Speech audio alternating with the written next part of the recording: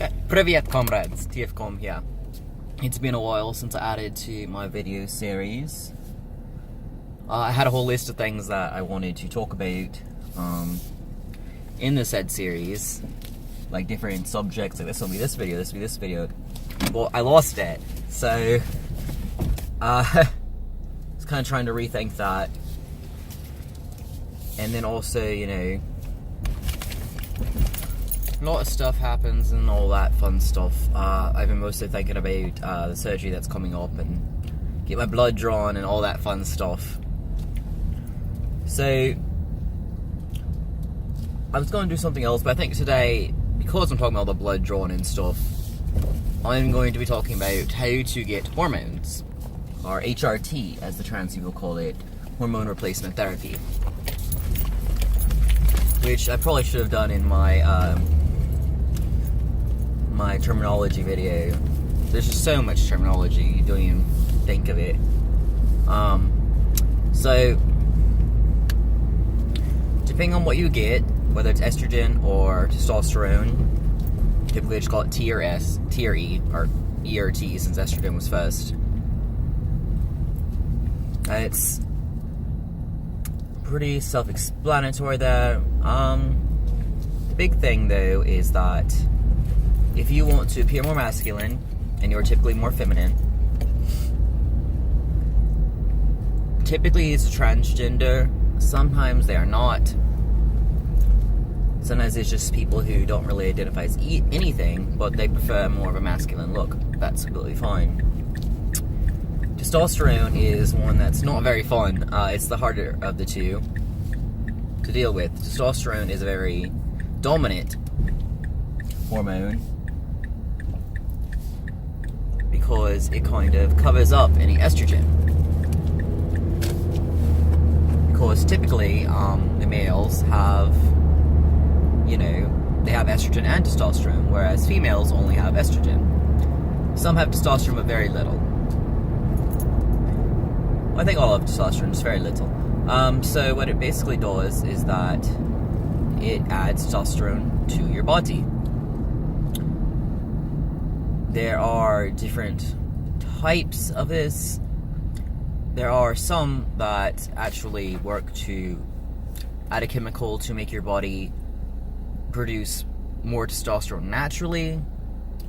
I've never seen one of those for sale. You have to be very special things. It's like you can only be intersex and only a certain mix of intersex. It's very, very difficult to get those to work, and they're very, very expensive and hard to find. It's really not something you would find now. Most common is testosterone cyparate.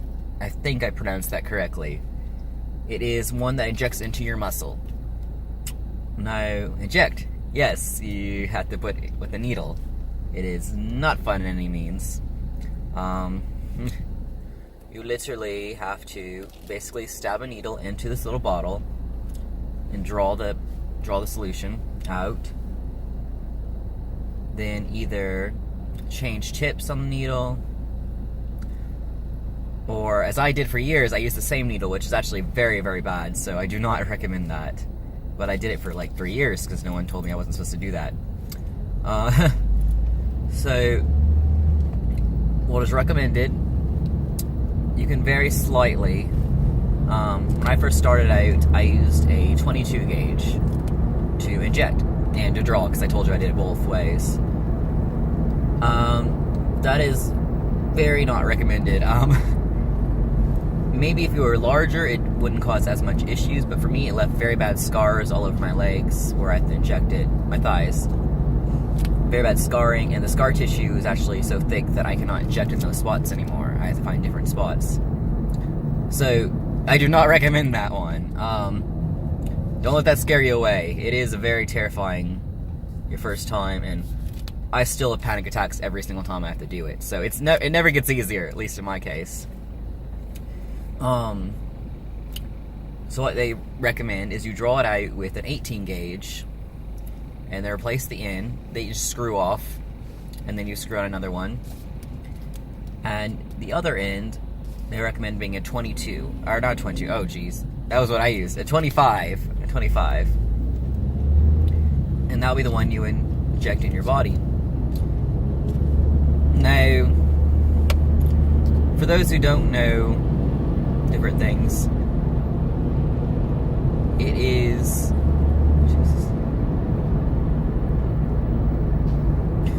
it's the same way with piercings as it is with needles. The gauges are slightly different, but the numbering system's the same. So if you have piercings, you would understand this. If you don't, well, I'm letting you know. Basically, the higher the number, the smaller it is, which I know makes no sense. Someone had to explain that to me because I really don't understand it. And even now, I don't understand why it's like that. I just understand that it is. So a 22 gauge is very much larger than a 25 gauge. Again, I don't know why. That's just how it is. So, depending on... Damn it.